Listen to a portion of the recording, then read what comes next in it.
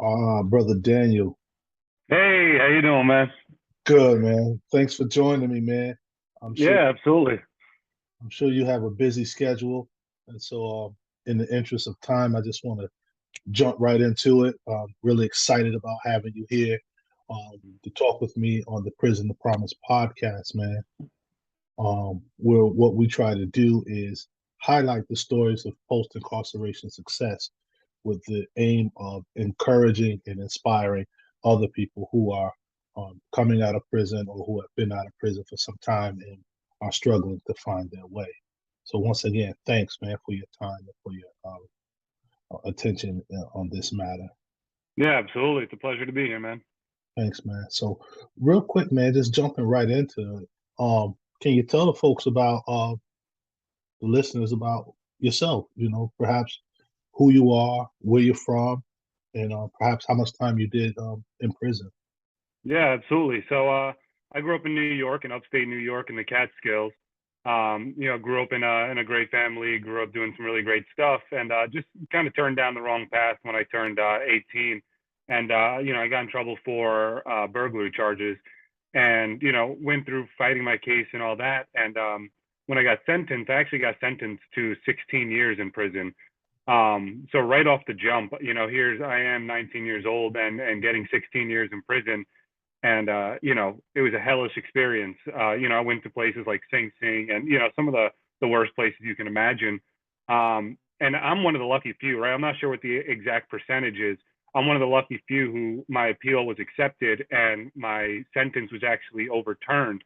And that was only because of my community. So my parents had spent all their money on my first lawyer, and we couldn't afford an appeal lawyer. When my community banded together and they raised some money, I was able to get an appeal lawyer, and that sentence after 2 years was brought down to 4 years instead of 16. So I Mm, ended up doing 4 years, and I came out when I was in my 20s, early 20s, and had a rough go in the beginning. Just trying to get myself set up. Obviously you're living with your parents, trying to get things figured out and whatnot. Um, and it wasn't until about a year ago where I started getting comfortable, and that was 4 years after being out. mm, It took me a while to start getting comfortable. I went through several jobs just trying to figure out where I fit in and really what was important to me and who I was as an adult, right? As a man, trying to figure that out because when you're inside, you don't figure that out. You're whoever they want you to be when you're locked up.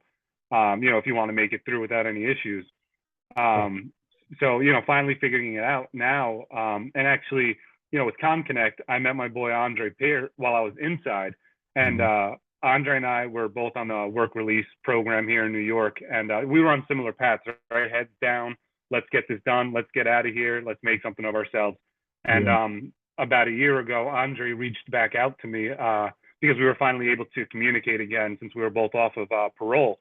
Right, right. that's one of those things where you might meet some dudes when you're in there who are, you're spending all your time with these dudes, and you get out and you're not supposed to be in communication with them. Right. That'll Uh, follow you.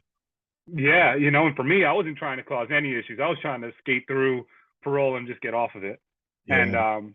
but Andre reached out to me and said, "Man, I got this idea, and I think that you're the perfect one to come on with me and start creating this." And it was ConConnect, and ever since we've been flying. So I finally feel like even though I've been out for 5 years now, a little over 5 years that I've been out, I'm finally on a trajectory where I feel confident and comfortable, and I feel like I'm making the impact and the difference that I should be making, that I should have been making from the time I was a kid. So I'm excited about that. Wow, that's dope, man. That's really dope. And thanks for sharing that. If I could go back just a little bit into some of your story, man, one of the things you talked about is the power of your community, helping you to, I guess, get that appeal worked out where you had less time. What, like 2/3 of that time was dropped off. Um, Yeah. I'm thinking about lots of people who go to prison, who come out of prison, um, who may not have such a community. How important do you think community is to post incarceration success? Well, community is everything. I mean, I'm one of the fortunate few who, when I came out, I had my mother, I had my father, I had my siblings, I had close friends. I had a bed to sleep at night the first night that I got out. And these are some of the things that we're trying to fix now with ConConnect. But there are dudes who leave and women who leave, and they have absolutely nothing. You know, they go to a homeless shelter, they're on the streets, whatever the case is, and the odds of success are extremely limited when you Yeah. don't have a community backing you. Yeah. And the biggest thing, in my opinion, is that the community is there. Yeah. I've been honored to meet so many people who work in reentry, work with organizations that are trying to figure out how to fix this issue. That Hmm. there is no access to the community, because the community's there. They just need access to it. We need to build a better system, to give these people access to the communities that are going to help them. Without your community, you're absolutely nothing. Absolutely. And I think that's just a human situation. We don't mean much of anything, or we're nobody if we have nobody. So Mm-hmm. yeah, we need the community. And then I think about the wordplay of community, common unity. And so with that common unity, we build strength. And we're herd Yeah. creatures. Yeah, that's dope. That's powerful what you're talking about. Another piece you talked about is, you did 4 years, and it took you almost 4 years to find some stability. And it just made me think about my time when I was incarcerated. I did 8 years in New York State prisons. I'm from upstate New York as well. I'm from a place called Rochester. But Okay. okay, so you up on that? Yeah. Yeah. Yeah, yeah, yeah. But I remember a guy told me. He said, "Look, man, um, you served 8 years. It's going to take you maybe 8 years to get comfortable and get your footing Mm. back." And I wasn't happy with that, but it took me about 8 years to get my time back, to get comfortable. Um, what do you have to say to people who are coming out of prison and they want what they want and they want it now, and they're getting frustrated because it's not coming to them?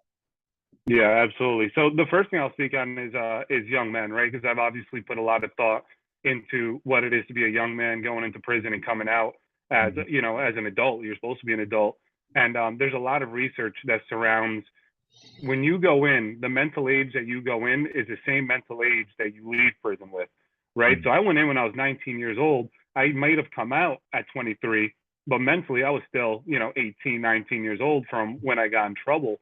Mhm. And I wanted to be good from there, right? Like I see all my friends and they have their own places and they got their lives set up and they got their jobs and they're making money and they're doing this and they're doing that. But I had to take some time to really say, you know what, I'm not there. I'm Mhm. just, you're just not there. You're not prepared to even take on those kind of things because you have to worry about some more basic responsibilities, right? You might be on parole where you have these stipulations. You can't travel. You can't hold certain jobs. You can't see certain people. You got to be home by 8 o'clock at night. You can't rush through those processes, because as soon as you start trying to rush through, you're bound to fail. There are some extreme cases where people do succeed, but most of the time you got to take care of the smaller things, right? Just getting back on track, getting your head wrapped around the fact that you're Mhm. your own person again. Yeah. If you try to rush the ball, it's just going to become too much, in my opinion. Like it did for me, it's just too much, and you start doubting yourself, and you start feeling like failure isn't supposed to be a part of life, but it's just, what you do. And Mhm. I mean, we all know, right? People who have gone through the motions, gone through the steps, failure is just a part of life. Right. But when you come out and you start failing right off the rip, you feel like, man, what, this is who I am now, and you're just meant to feel that way. You're meant to be able to fail and fail forward, not Yeah. fail back. So, Yeah. what I would say to people who are just trying to rush and rush when they get out is, take your time, worry about the small things first, Mhm. because like you said, you have time to make up for that time, and then start expanding yourself. Yeah. Yeah. Yeah. Great. Thanks for that. And as you're talking, I'm thinking about this quote that says, success is the seed. No, failure is the seed of success. You know, Hmm. and I'm also thinking about the process that concrete takes to cure. You know, once concrete cures, it's a great foundation. But if we rush to put stuff on concrete that isn't fully cured, whatever we put on top of it is going to fall over. It's not going to stand well. And so I'm just thinking about the time that it takes. It has to cure. We have to cure when we come out. And also thinking about another point that you pointed on, but you didn't say, but the importance of knowledge of self, understanding who I am, understanding where I am, and understanding the developmental processes that I have to go through. Um, it's sort of like the fruit that grows on a vine or on a tree. If we pluck it too soon, it's no good for us, or um, it's no good at all. So, Yeah. just heavy pieces you're pointing out there, man. You know, Was there a specific time um, during your incarceration that you said, "Look, man, I got to start transforming myself," or did that happen almost immediately? And what was the impetus for that? It definitely it didn't happen immediately for me. In the beginning, it was all about survival. Yeah. I was in shock for a while. When you receive numbers like that, you're just in shock, and I'm being thrown around into environments that I was not prepared to be in by any means necessary. So it took me probably a year or two to Hmm. really get settled down and feel confident that I was okay, that I was going to make it, Hmm. and then meeting some people, so meeting some older guys who really, when you're in a maximum security prison, you're sitting down with guys, you're having dinner with guys who are never going home, who Hmm. have been in for maybe 25 years, 30 years, and they're going to give you some knowledge. They're going to lay it down on you. And I took all of that knowledge, and I think there was one guy I met, and his name is Bones, and he just passed away recently. But he really started pushing me in this direction of, you're getting out of here. Your appeal just went through. You're getting out of here. You need to get ready for when that happens. And he really changed my entire perspective, my entire mentality of what I needed to do in order to push myself in the right direction for when I got out. Hmm. And that's when I really got into confidence building, right? Making sure that I knew that everything was okay and I was okay to go out there and start making some, changes to my life. And then getting back into the things that made me who I was, right? Getting back into music and getting back into sports and athletics and all these different kind of things. Just being a human again, Yeah. honestly. But it took me some time. It did. It took me about a year or two to feel confident in making those changes. Hmm.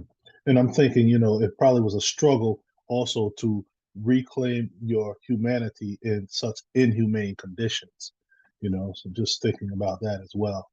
And Yeah. I think when people can reclaim their own humanity, they have an increased chance of making a difference in their lives and possibly other people's lives, either while they're incarcerated as well as when they come out. You know, tell me this, man, how did you envision your post incarceration success? Did you have a vision for yourself, or was it just, I need to get the hell out of this place? That's a great question. I would say it was I didn't have a full vision, a full plan for when I got out. Hmm. I just knew that I needed to get a job, I needed to get settled down, maybe start saving some money. But I was really concerned with just catching up, Hmm. which is not what you want to do, right? We just talked about that earlier. You don't want to come out and just say, I got to catch up. You get caught. Um, you get caught up. Yeah, exactly. So I really didn't have a vision. It took me a long time, like I said, to get to that point where I was like, okay, this is my life, and I'm gonna lead it. Hmm. So I didn't have that vision. I might have had the knowledge that I could do it, Hmm. right? I knew that I could do it, but I was afraid. I was Yeah. afraid to do it. Yeah. And it took me a long time to build that confidence to go ahead and actually take those actions that I knew I needed to. Yeah. And that fear is, I think, a natural part of reaching for success, especially if you haven't been there yet, coming from prison or jail, knowing that society is going to be pushing against you in many regards. You know? Yeah, absolutely. And also, I mean, I'm Puerto Rican, right? And I come from a good family, but Yeah, like a lot of Black and Spanish families, I mean, you got to build your own confidence sometimes, right? absolutely. Maybe we come from homes, broken homes with, split up parents, or maybe a parent is not even around. Maybe you don't have parents at all. So you Hmm. got to teach yourself that confidence, and you got to teach yourself those, how to get to where you want to go. And, Yeah, I had a lot of that I had to do. I was raised by good people, but they didn't give me all the things that I necessarily needed in order to succeed in life. Things that I'm learning now, and that I'm progressing rapidly now, but I had to learn. So a lot of us just don't have that opportunity growing up that we got to develop.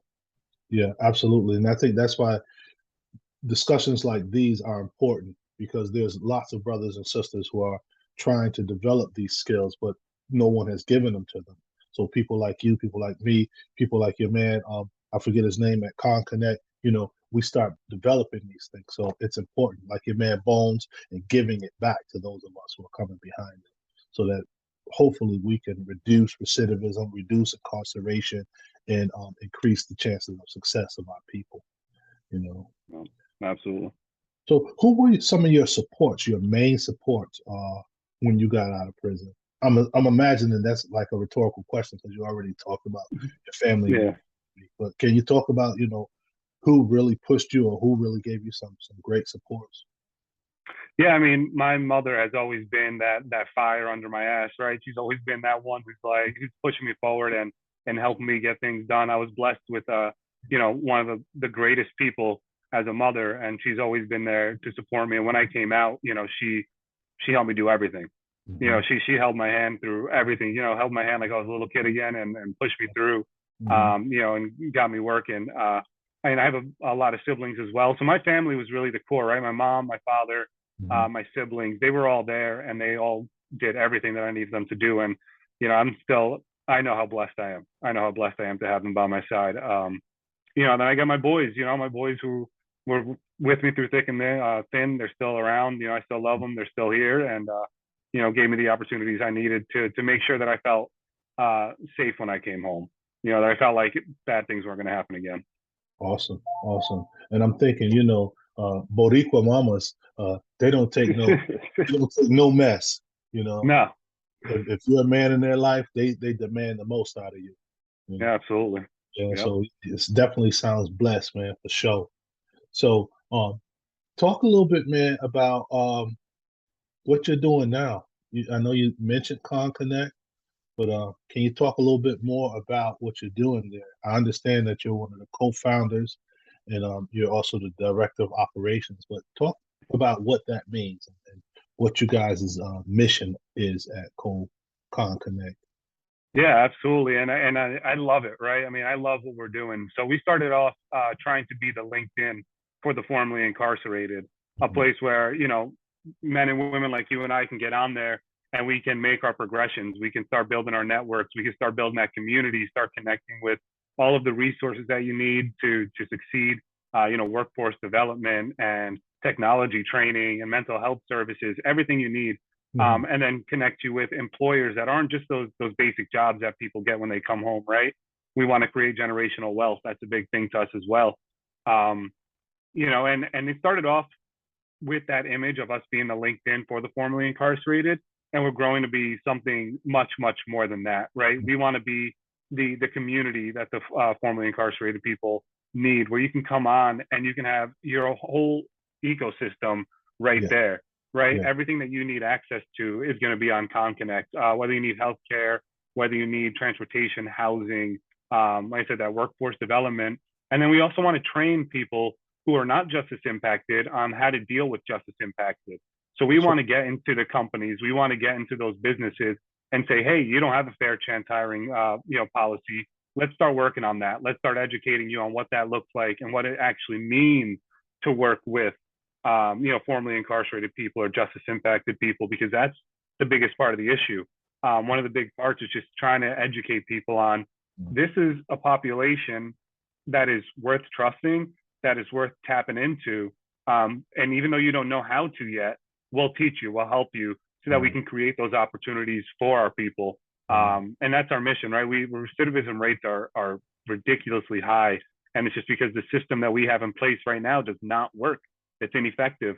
And we need to create new systems in order to create that effectiveness to bring down that recidivism rate and start healing our communities, because our Black and brown communities are being punished, and it's hurting families, it's hurting communities, and we need to fix that issue. So absolutely, man. I couldn't agree more. And you dropped this key word in there as you were talking, which was about opportunities. And earlier you talked about access, and access and opportunity are pretty much synonymous terms. And I'm thinking, the population that we're talking about, the population that you and I are representing, oftentimes is chock full of brilliant, intelligent people who may just have never had opportunity or access. And as you and I know, once folks get opportunity, once folks get access, a lot of them shine. So Mm-hmm. I think that's really great what you folks are doing there at ConConnect. What allowed y'all, or how did y'all see the need for this niche to be filled? Yeah, so my boy Andre, my partner there, he when he was released, he didn't have the support that I had. Hmm. He didn't have a family member who said, "Yeah, come live in my place." He didn't have a friend who could help him out. a girl, nothing. So he was sent to a homeless shelter when he Mm, got out. And he was bouncing around homeless shelters for about 6 months. mhm. And, he was working here, working there, cleaning toilets and, cleaning up at restaurants, whatever he had to do to survive. Yeah. And one day he discovered LinkedIn. And Mm, when he got on LinkedIn, he started seeing this beautiful network and community on there where he was able to start kind of handling his own future, right? He was able to start connecting with people, start getting interview opportunities. And here's a guy who, he's got his bachelor's degree, he's got education, he's a hard worker. He was like somebody's ideal candidate for an employment opportunity. But he would get these opportunities to go in and interview, yeah. but they would turn him away as soon as they saw his background. Mhm. And things like this ended up leading him to going back when he got out. But he said, LinkedIn was so good to me and made me realize that there needs to be something like this for people in my shoes. Yeah. So that's where it started off as. It started off as being, we need to build LinkedIn for the formerly incarcerated. Mhm. And it's just grown to something much more because unlike people, your normal citizens who have never had to deal with being justice impacted, we have unique circumstances. We have unique needs that need to be met that aren't met by, there's nowhere where you can go to get everything met. So we need to create LinkedIn, but 10 times better to Right. serve this community. And Right. that's where the vision started out from. Wow. Yeah. That's inspiring. Very inspirational. And you talk about Andre already having a bachelor's degree. Um, how important do you think having college education or vocational educational certification is for um, justice impacted people when it comes to earning a living wage and changing their lives? So it's huge, right? It's huge, and not just for earning a living wage, but for people seeing you differently, right? I know for myself, I was very concerned about bringing up my criminal history in any situation. I hated it. I hated that was the first thing that I felt I needed to bring up.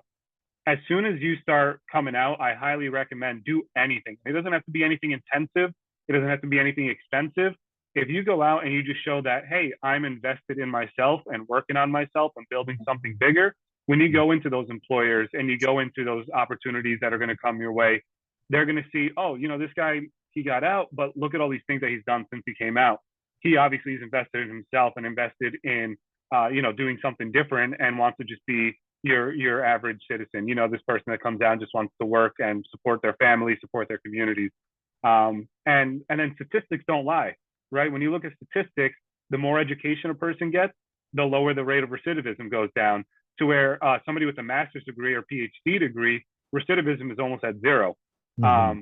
And somebody with a doctorate, all that, like recidivism is extremely low. So the more Yeah. education you get, the more training you get, the more employable you become, and just Mm. your overall odds, better your odds become. So I highly recommend it. I think it's extremely important for people to look into it. And like I said, it doesn't have to be extensive, doesn't have to be expensive. Little things. Go on and learn about Google, docs. There are free institutes out there that you can learn a lot of information that make you employable and can create success. Yeah, man. Yeah, man. Again, I agree so much wholeheartedly. And as you're talking, it makes me think of a workshop I used to do with formerly incarcerated people as well as with incarcerated people. And one of the things I would always ask them is how many people in the prison have a GED? Then I would go on to ask how many people have a high school diploma? How many people have an associate's degree? How many people have a bachelor's, a master's, and a doctorate? And the higher I went in the educational asking, the numbers got lower and lower and lower. And so I would always say to my people, it's important for you to pursue higher education. It's important for Yeah. you to seek certification, licensure, whatever it is that you find that you're passionate about. So this is dope, man. One, maybe two last things I want to ask you, man, because I respect your time. But one of the last things is if there was a piece of wisdom or insight or advice that you could share with someone who's concerned with staying out of prison or someone who's supporting someone who's trying to stay out of prison, what would that wisdom or insight or advice be? Yeah, that's a great question. That's a really great question. I think the single best piece of advice that I can give to somebody who doesn't want to go back is find the people that are willing to accept you and that you feel comfortable telling the whole story. If you're in a situation where you're going to an employer and you don't want to tell them your criminal history, maybe it's not the right thing for you, and maybe you're just not ready to be there. Um, Honesty is going to be your best friend in these situations. Going out there, especially if you're newly released, let people know your situation, because there are people out there who want to help you, That's true. right? And it's up to you to find those people. We know it's difficult, and that's why at ConConnect we're trying to solve that issue. But Yeah. when you do find those people, they'll give you everything you need. But you got to be 100% upfront and honest with them. You got to give them the whole truth, or else they can't help you the way that they want to help you. So honesty is going to be your biggest friend when you come out. Right on, right on. And so, if your journey from a good kid, a good family, to prison, to released as a young man, and now you're back in the community making a difference. If you could capture that journey in a title, say of a book or of a paper or just in a subheading, what would that title be? What would it read? A catchphrase for your journey. Oh man. Oh man.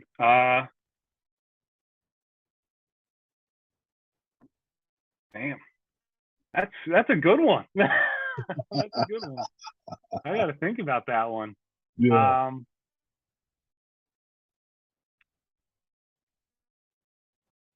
Not sure. yeah. Man, I'm drawing a blank on that one. To And say, that's yeah, I'm drawing a blank on that one. I would need some time to process that one. if you come up with something, man, I'd love to know. I'd love to know. Shoot me a message on LinkedIn or email or something. I would love to, Yeah, absolutely. you I've never know. thought of that question before, but that's a good thing to think about. I like that. Yeah, because you've had an amazing journey, brother.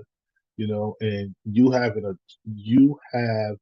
had an experience that is worth watching, that other people who are coming out of prison, who may not have had similar circumstances or may have had similar circumstances, can look at and use as a template to find their own success.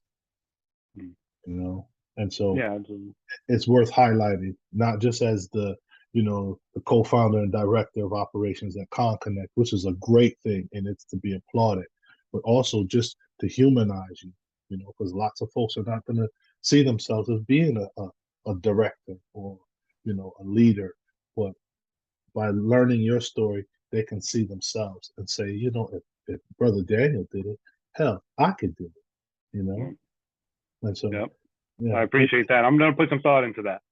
dope, man. So, how can people find you, man? If they want to talk to you, ask you questions, call you in, maybe to have you come speak to their agencies or whatever. How can people find you? Yeah, absolutely. They can reach me at hello@conconnect.com. I'm always on there checking emails. They can reach out to me on LinkedIn as well. My LinkedIn profile is Daniel-Justiniano, very easy to find. Like I said, we reach back out to everybody. We're here to help. We're here to communicate, and we want to build that network and that community. Awesome, Daniel. Awesome. And with that, I'm going to call it a wrap, man. And Yeah, Dr. Walid, it was a pleasure. thank you, brother. I'll be in touch, and I wish you continued success. You and brother Brandon, right? Andre. Andre, brother Andre. Yes, Yeah. my apologies. I wish you and brother Andre continued success at ConConnect. Same to you. You take care. All right, thank you, brother. Peace. Peace.